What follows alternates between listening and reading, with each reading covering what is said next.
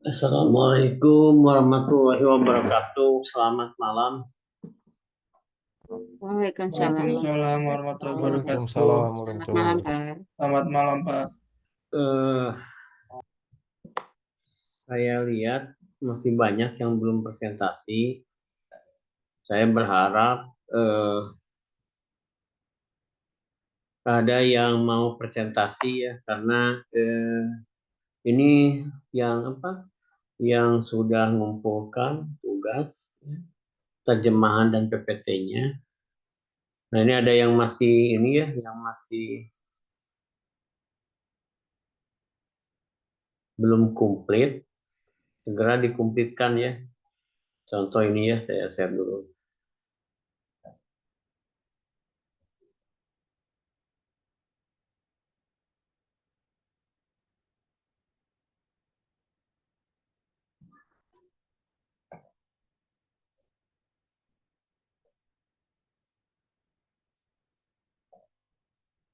Jadi siap-siap yang mau presentasi ya.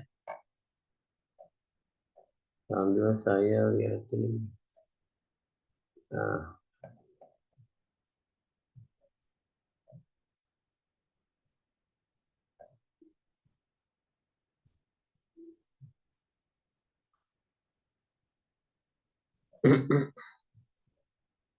ini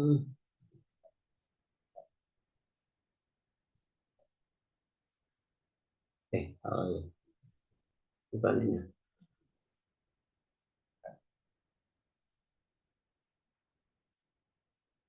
Ini.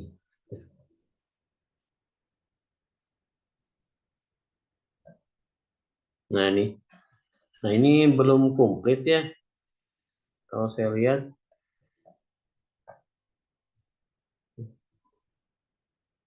oh udah kelompok 17 sudah ya.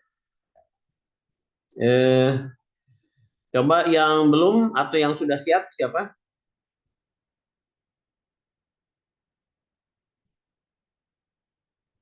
Ayo, yang sudah presentasi dapatlah 90,95.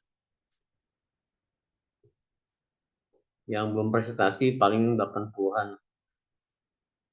Sudah presentasi, sudah presentasi. Sudah presentasi. Nah ini kelompok 11 ada?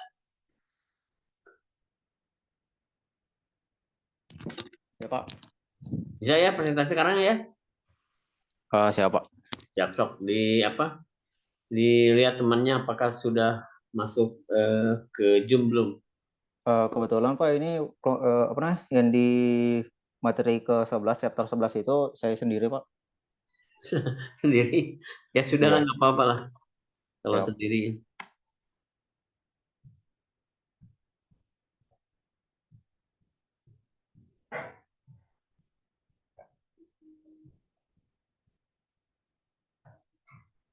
Tersinggung.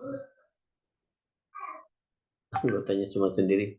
Ya sudah silakan kalau sendiri.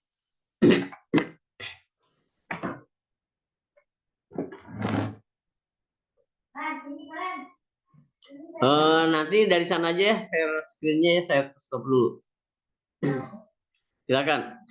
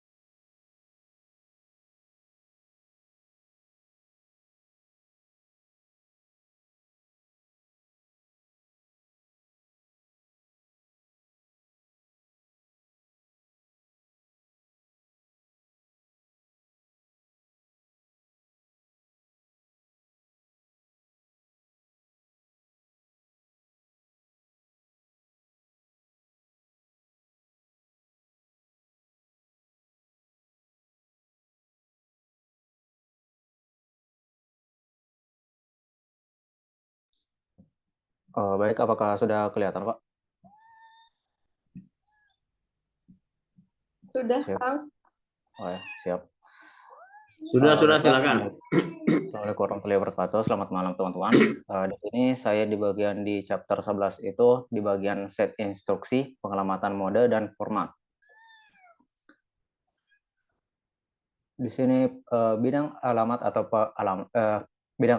alamat dalam format instruksi tipikal relatif kecil. Kami dapat merujuk ke sejumlah besar lokasi memori utama atau beberapa sistem memori virtual. Untuk mencapai tujuan ini, berbagai teknik pemetaan telah digunakan. Mereka semua melibatkan beberapa kompromi antara rentang alamat atau fleksibilitas pemetaan di satu sisi dan jumlah referensi memori dalam instruksi dan atau kompleksitas perhitungan alamat di sisi lain. Dalam bagian ini, kami akan mengkaji teknik pemetaan yang paling umum, yaitu bagian ada langsung atau direct, tidak langsung indirect, langsung register, register, tidak langsung, register indirect, displacement dan stack. Impact teknologi teaching and learning. Mode ini diilustrasikan pada gambar di samping. Pada bagian ini menggunakan notasi berikut. Di sini dari sisi A, bidang alamat dalam instruksi. Bagian R di sini bidang alamat atau instruksi yang merujuk ke sebuah register. Di bagian sini bagian register, kemudian IE di sini alamat aktual efektif dari lokasi yang berisi operan yang dirujuk. Dan kemudian X diisi dari lokasi memori X atau register X. Dibagi, nggak ada gambarnya. Kemudian pemetaan langsung. Bagian paling sederhana adalah pemetaan langsung di mana nilai operan hadir dalam instruksi. Operan A mode ini dapat digunakan untuk mendefinisikan dan menggunakan konstanta atau mengatur nilai awal variabel. Biasanya angka akan disimpan dalam bentuk komplement 2, bit paling kiri dari bidang operan digunakan sebagai bit tanda. Ketika operan dimuat dalam register data, bit tanda diperluas ke kiri hingga ukuran kata data penuh. Dalam beberapa kasus, nilai biner langsung ditafsirkan sebagai bilangan bulat tak bertanda non-negatif. Pemetaan tidak langsung. Pemetaan langsung, panjang bidang alamatnya biasanya kurang dari panjang kata sehingga membatasi rentan alamat. Salah satu solusinya adalah dengan membuat bidang alamat merujuk pada alamat sebuah kata dalam memori yang pada gilirannya berisi alamat penuh dari operan.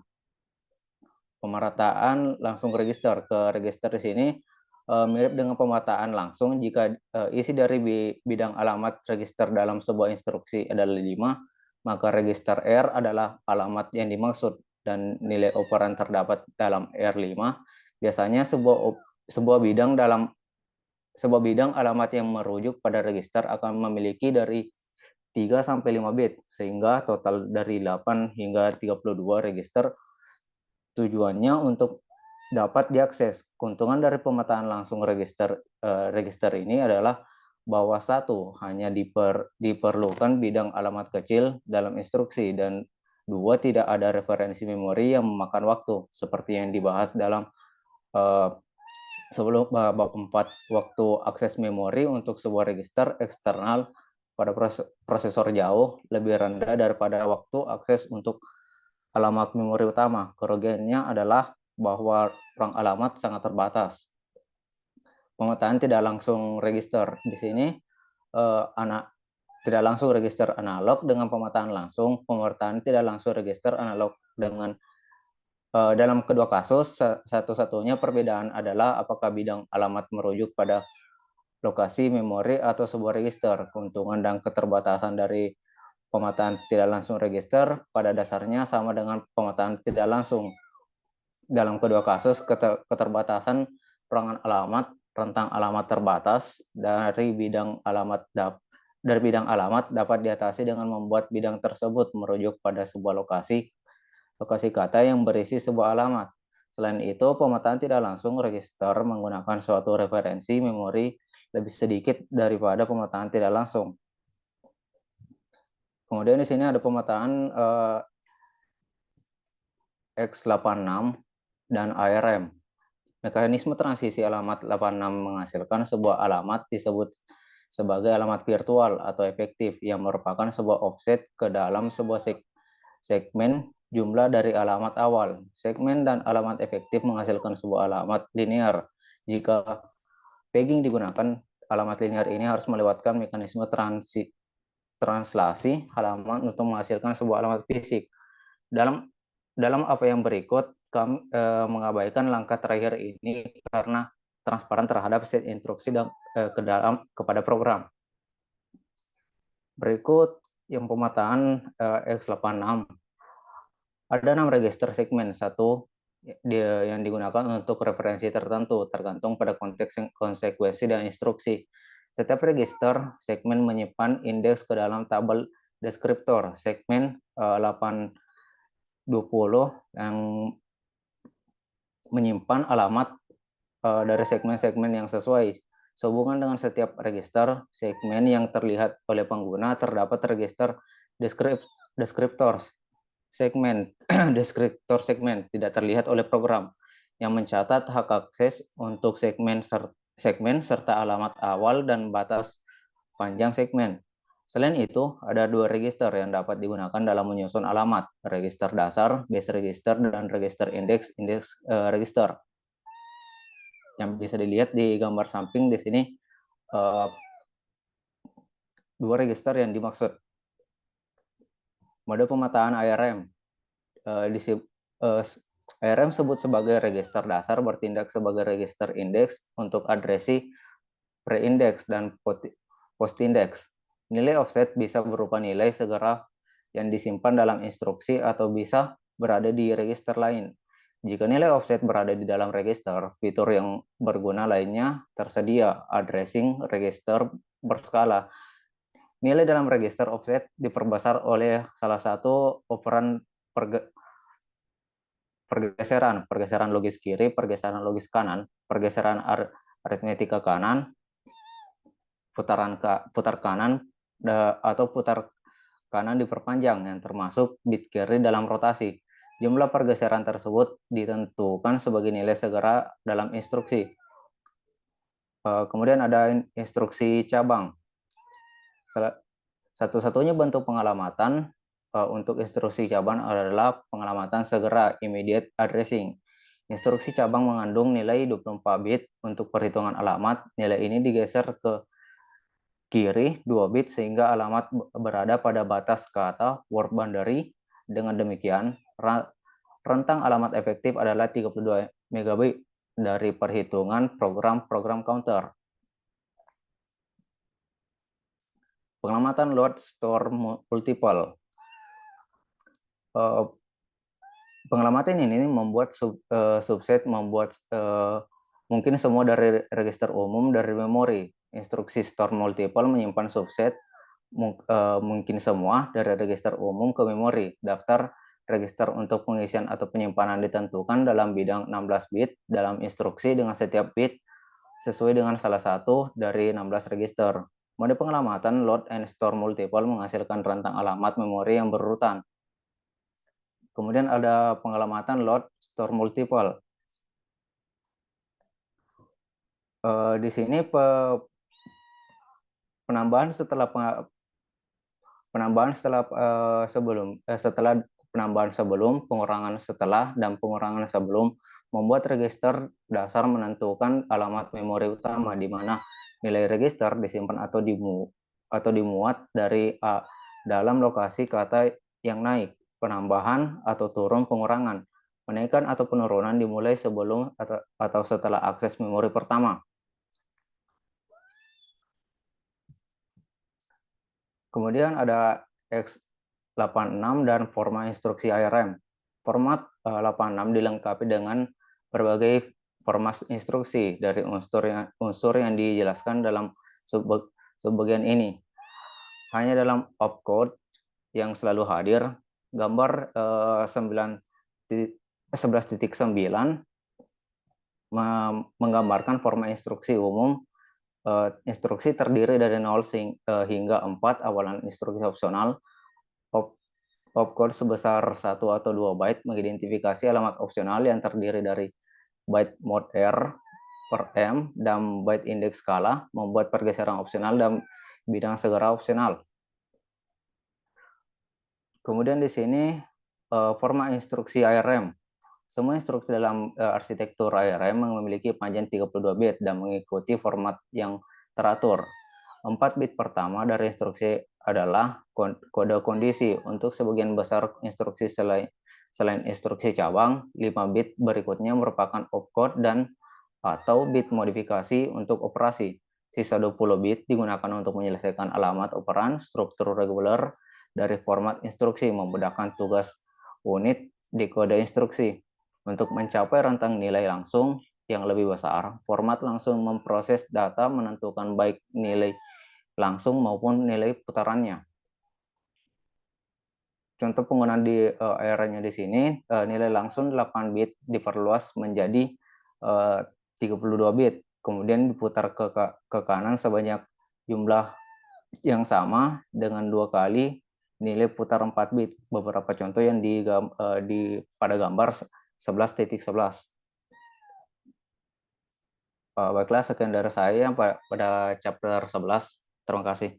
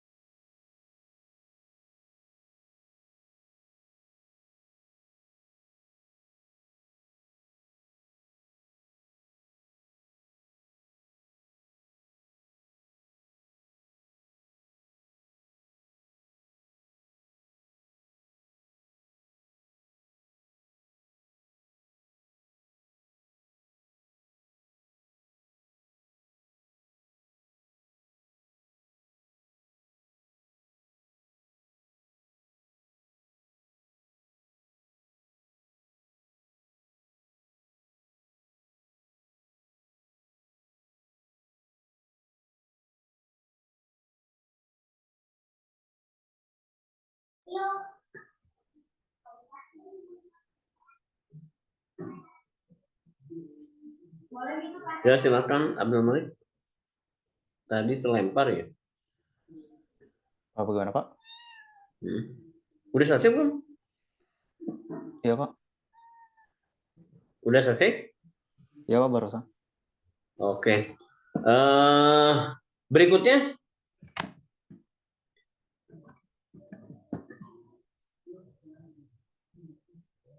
Kelompok berapa yang belum?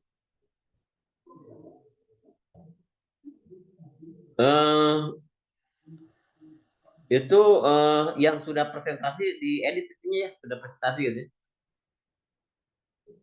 Kelompok berapa tadi? 7 ya? 11.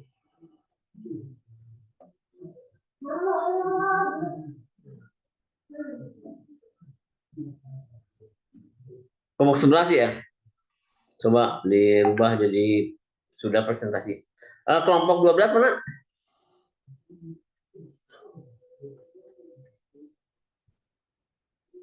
Kelompok 12? 12 sudah, Pak. Oh, sorry. Kelompok 12, 13. Kalau kelompok 14 udah ya? Proses. Kelompok 14 udah belum? Kelompok 15?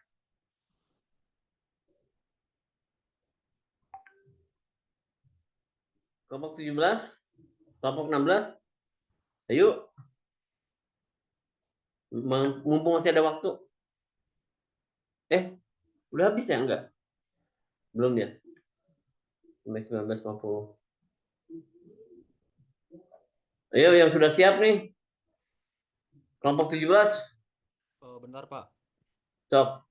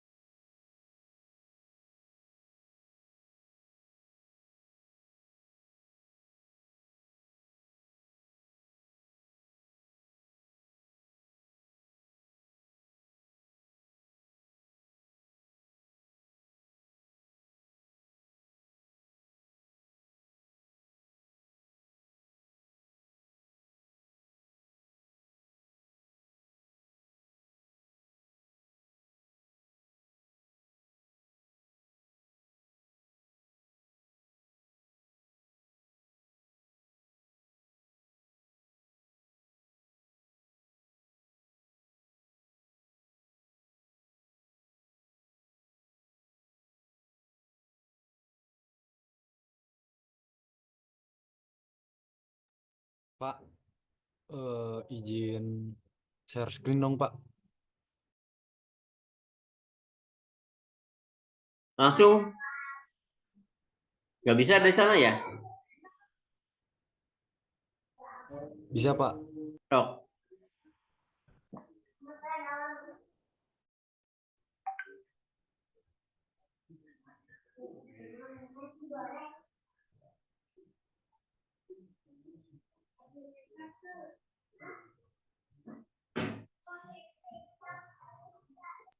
Sudah terlihat, Pak.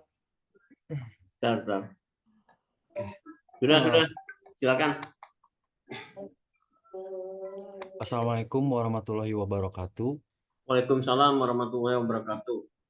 Saya moderator dari kelompok 17 yang akan membawakan materi tentang parallel processing.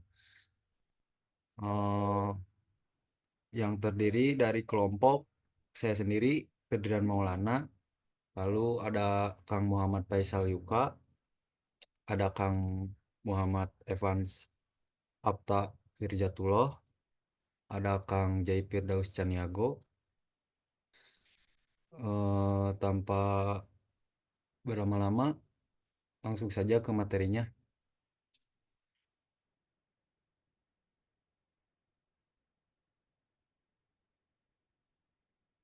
Bagian ini akan saya sendiri bacakan mengenai pengertian pemrosesan paralel pemprosesingan, penggunaan lebih dari satu CPU untuk menjalankan sebuah program secara simultan.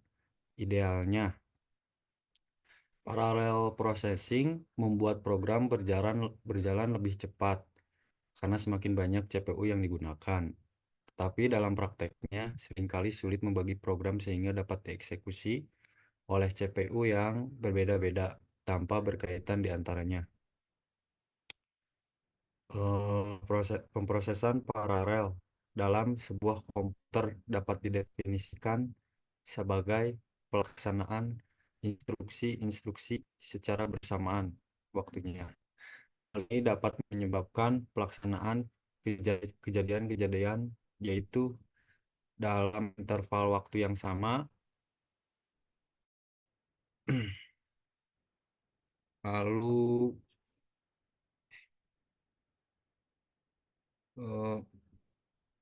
selanjutnya mengenai materi ini, bagian slide ini akan dijelaskan oleh Kang Evan. Mangga, Kang. Baik, terima kasih Kang. Sebelumnya, apakah suara saya terdengar? Dengar. Baik. Berikut adalah materi komputasi paralel, salah satu teknik yang melakukan komputasi secara bersamaan dengan memanfaatkan beberapa komputer secara bersamaan. Biasanya diperlukan saat kapasitas yang diperlukan sangat besar. Baik karena harus mengolah data dalam jumlah besar ataupun karena tuntutan proses komputasi yang banyak. Untuk melakukan aneka jenis komputasi paralel ini, diperlukan infrastruktur mesin paralel yang terdiri dari banyak komputer yang dihubungkan dengan jaring dan mampu bekerja secara paralel untuk menyelesaikan satu masalah. Maka dari itu, diperlukannya aneka perangkat lunak pendukung yang biasa disebut middleware, yang berperan untuk mengatur distribusi pekerjaan antara node dalam satu mesin paralel. Selanjutnya, pemakai harus membuat pemrograman paralel untuk merealisasikan komputasi.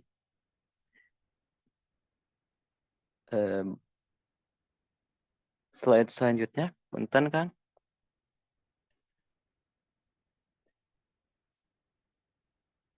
Nah, berikut adalah contoh struktur pengiriman permintaan dan jawaban dari parallel processing dari banyak komputer untuk menerima permintaan dan jawaban untuk user. Mungkin dari saya segitu saja, Kang. Bisa dilanjut lagi.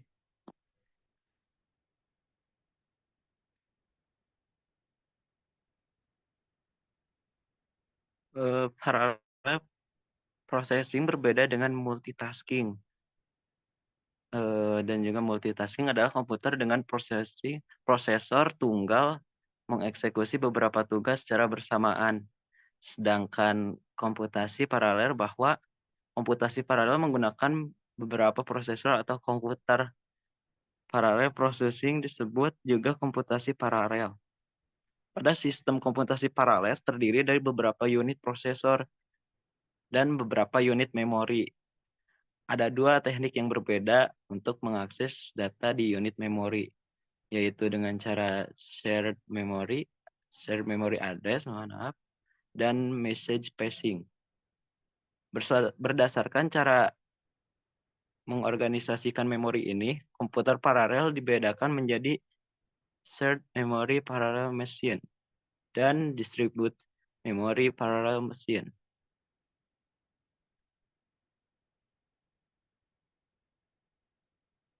Oke Kang, bisa dilanjut lagi.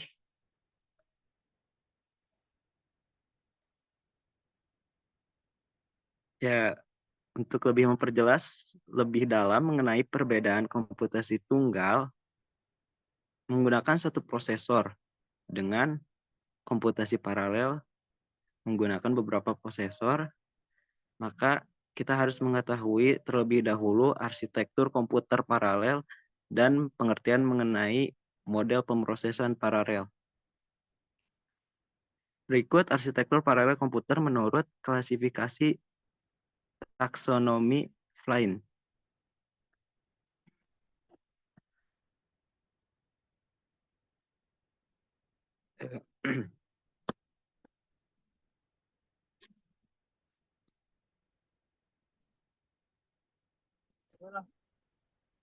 Halo, ya mohon maaf ya agak keganggu suara bising soalnya lagi di jalan. Oke. Ada 4 model komputasi yang digunakan taksonomi Flynn, yaitu yang pertama SISD, Single Instruction Single Data. Komputer ini memiliki hanya satu prosesor dan satu instruksi yang dieksekusi secara serial. Komputer ini adalah tipe komputer konvensional.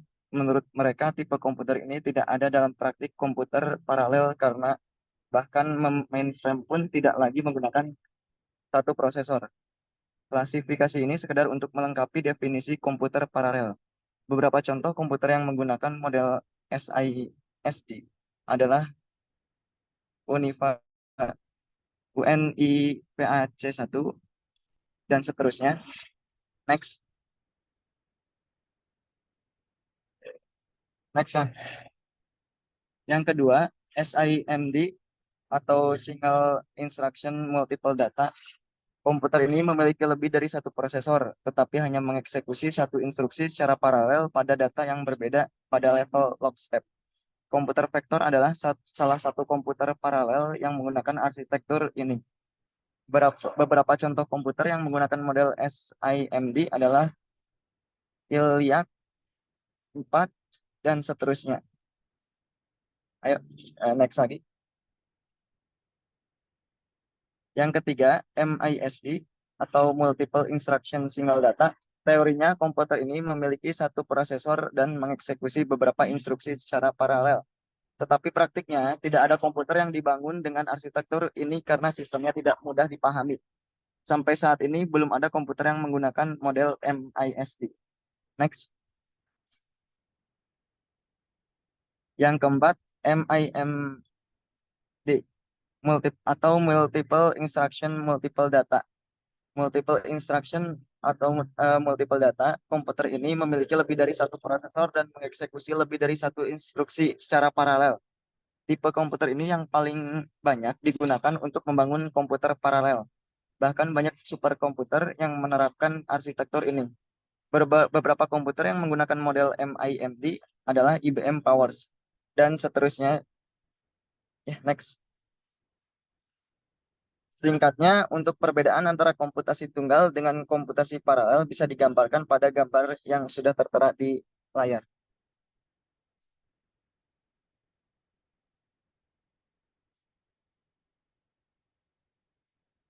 Terus, bentar. Selanjutnya, dari perbedaan kedua gambar di atas, kita dapat menyimpulkan bahwa kinerja komputasi paralel lebih efektif dan dapat menghemat waktu untuk pemrosesan data yang banyak dan besar daripada komputasi tunggal. Namun, keefektifan akan hilang ketika kita hanya mengolah data dalam jumlah yang kecil. Karena data dengan jumlah kecil atau sedikit lebih efektif jika kita menggunakan komputasi tunggal. Ya, saya kembalikan kepada moderator. Terima kasih Kang Faisal Yuka. Oke, selanjutnya pada bagian ini akan dijelaskan oleh Kang Zaid Firdaus. Mangga Kang. Baik, terima kasih Kang Pedrian. Untuk selanjutnya yaitu pemrograman paralel. Teknik pemrograman komputer yang memungkinkan eksekusi perintah atau operasi secara bersamaan, baik dalam komputer dengan satu prosesor tunggal ataupun banyak prosesor ganda dengan mesin paralel CPU. Tujuan utama dari pemrograman paralel adalah untuk meningkatkan performa komputasi. Semakin banyak hal yang bisa dilakukan secara bersamaan dalam waktu yang sama, semakin banyak pekerjaan yang bisa diselesaikan. Komputasi paralel membutuhkan yang pertama itu algoritma, bahasa pemrograman, dan compiler. Next, Kang.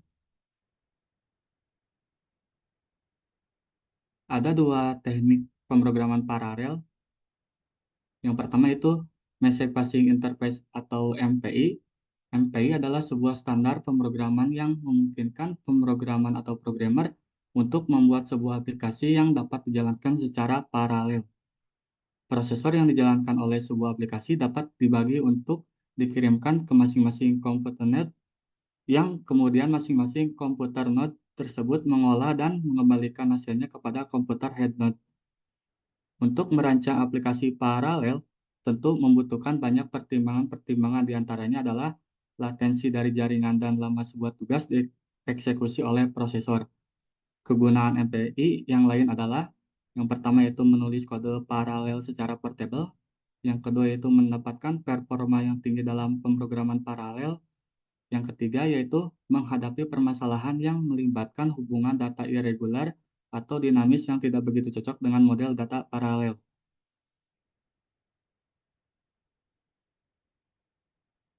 Yang kedua yaitu Parallel Virtual Machine atau PVM.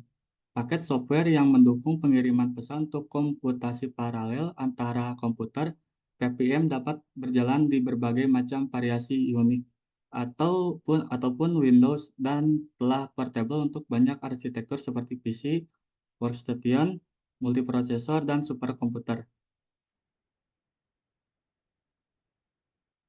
Untuk selanjutnya yaitu kesimpulan.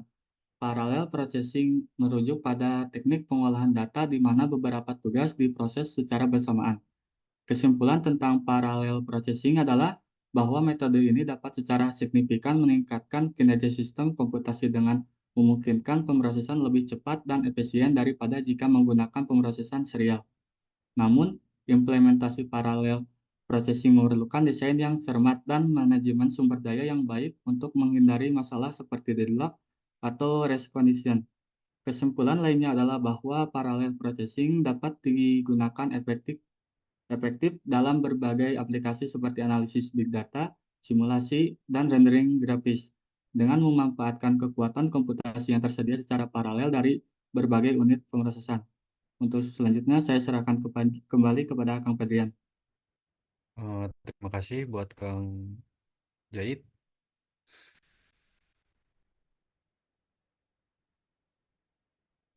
Sekian dari presentasi kelompok kami. Mungkin ada pertanyaan atau tambahan, mungkin dari Bapaknya juga. Enggak?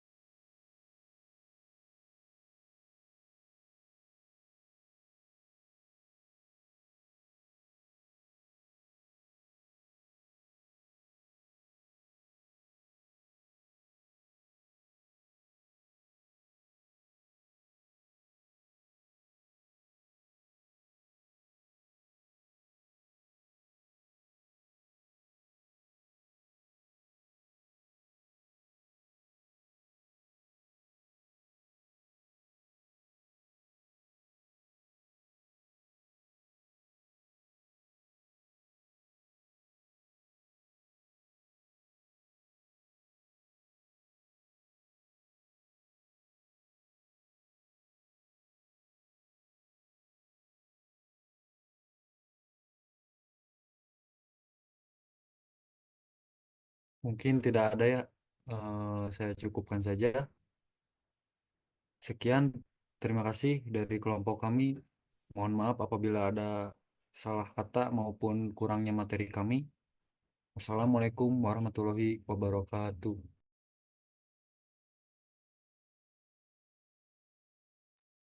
Waalaikumsalam warahmatullahi wabarakatuh.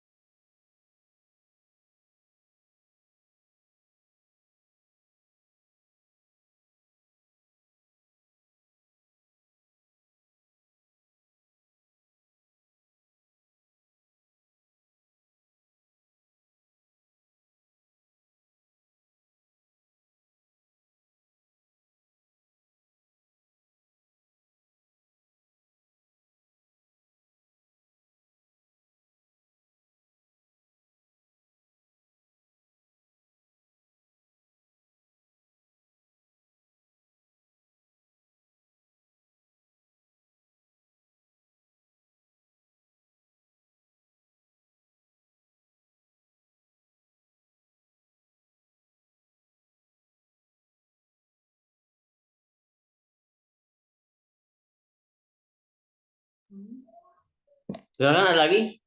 Ini selesai ya?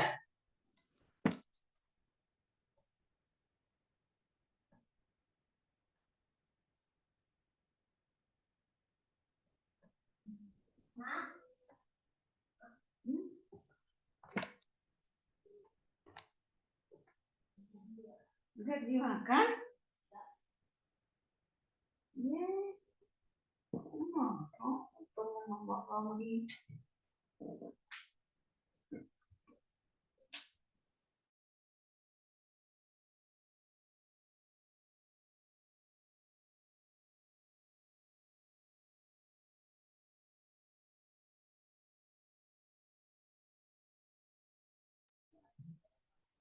Yang sudah, yang tadi barusan di itu ya, diedit itunya. Sudah presentasi gitu.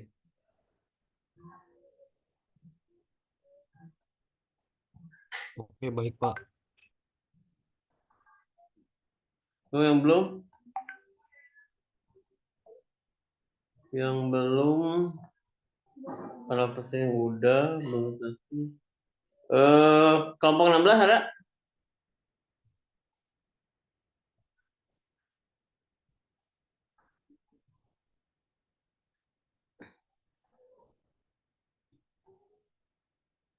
Kelompok 14 sudah belum?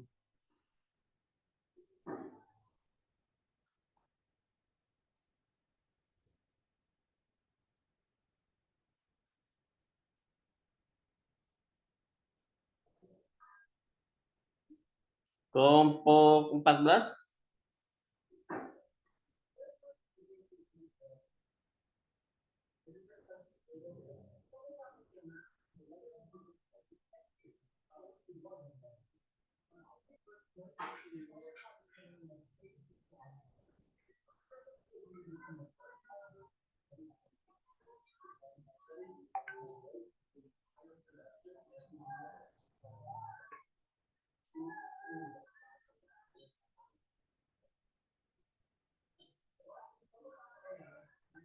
Kelompok 15 ada?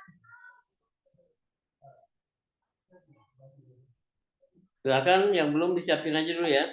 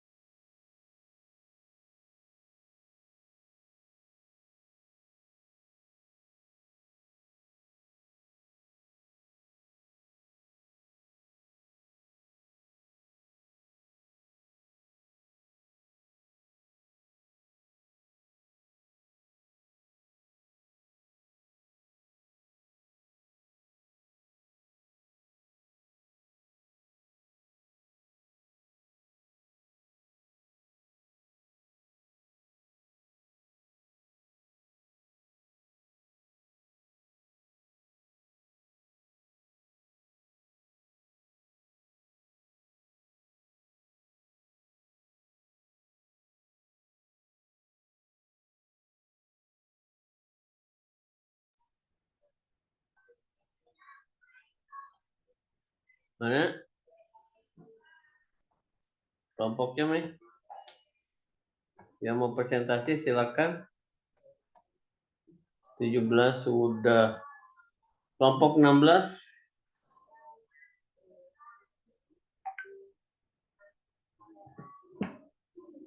Kelompok 16 sudah? Sudah siap? Kelompok 15.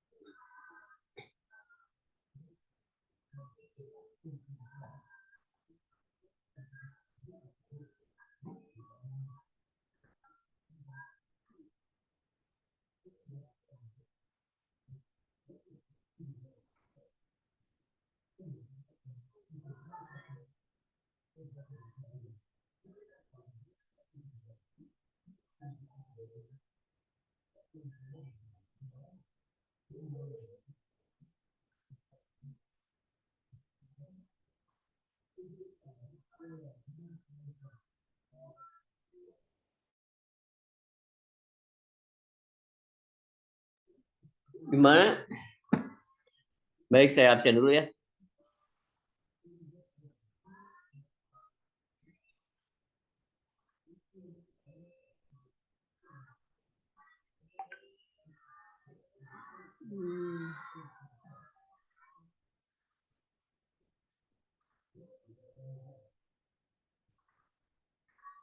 Rangga Darmajati ada?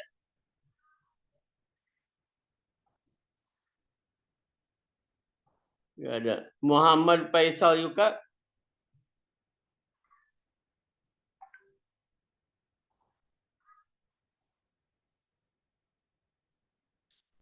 Daniel Dewi Fortuna? Ada Bapak, sedang ikuti perjalanan. Oke. Andre Melio? Handika Rajana? Hadir Pak, Andika. Irmawanti? Ada Bapak. Zaid Firdaus? Hadir, Pak. Muhammad Fahroji? Hadir Pak. Rizky Fajar Anugrah? Hadir Pak. Muhammad Restu? Hadir, Pak. Alipian Rahmatullah? Triber Yudo Pamungkas? Hadir Pak. Aprisilia? Maryam Azahro? Mariam hadir Pak. Pandu Putra Pradana?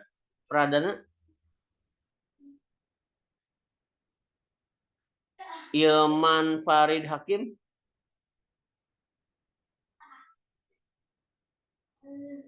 Muhammad Farel? Hadir Bapak. Muhammad Evans?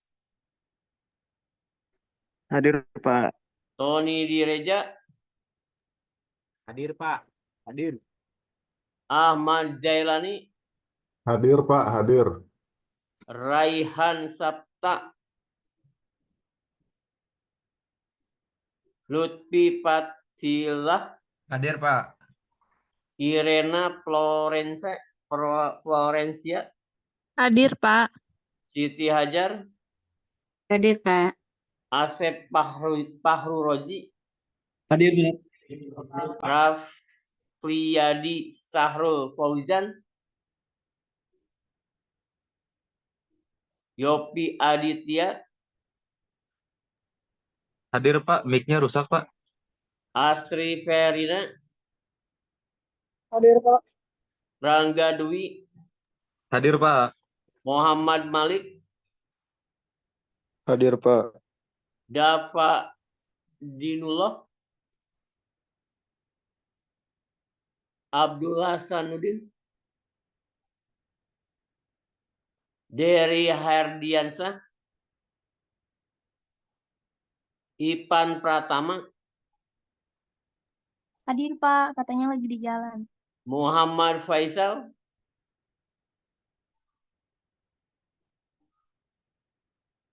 Irfan Nugraha? Hadir, Pak. Jaki Asidik, Hadir, Pak. Randy Fauji, Hadir. Cindy Aulia, Hadir. Muhammad Akila,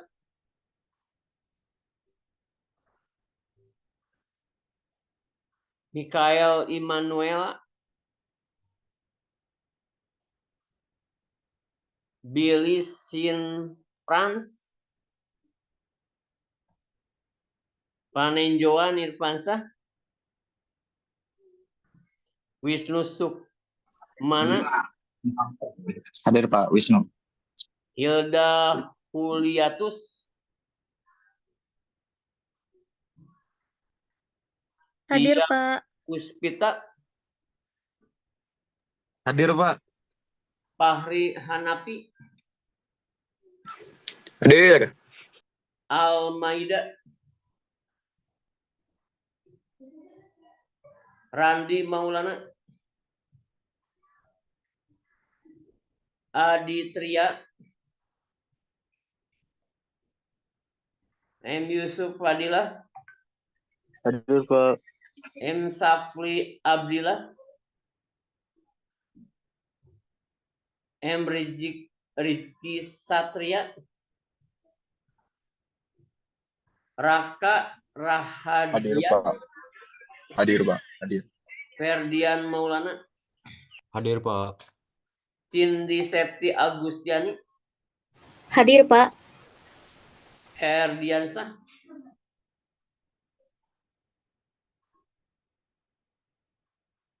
Muhammad Zikrullah, Hadir, Pak. Hadir. Angga Dwi Susanto, Arif Muhammad Fahri, Hadir, Pak. Aldi Hidayat, Hadir, Bapak. Anissa Sri Sabania, Hadir, Pak. Sun Sunardi,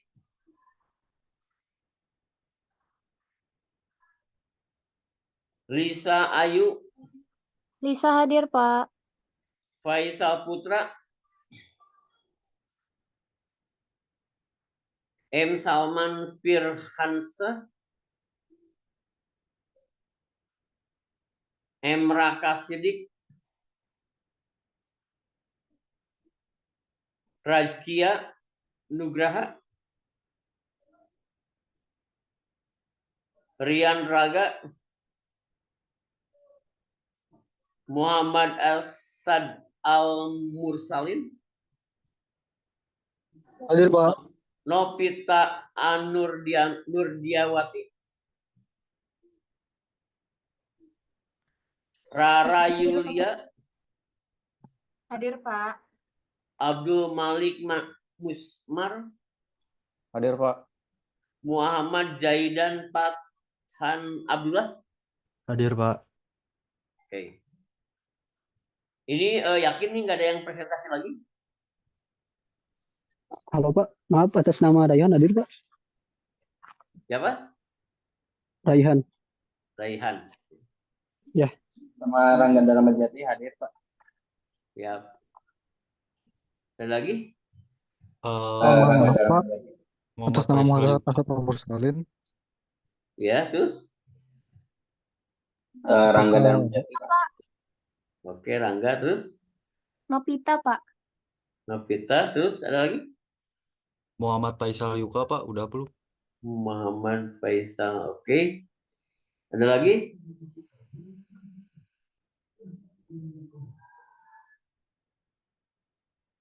Nggak ada ya?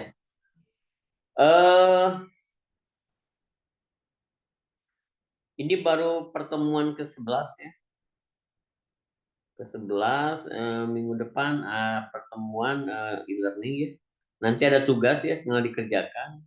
Tugasnya dikerjakan itu nanti ada di dalam UTS keluar. Ada pertanyaan?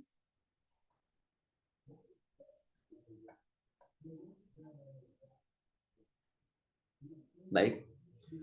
Kalau tidak ada pertanyaan, saya akhiri sampai di sini ya. Assalamualaikum warahmatullahi wabarakatuh. Selamat malam. Waalaikumsalam warahmatullahi wabarakatuh. Waalaikumsalam. Selamat pagi, Pak.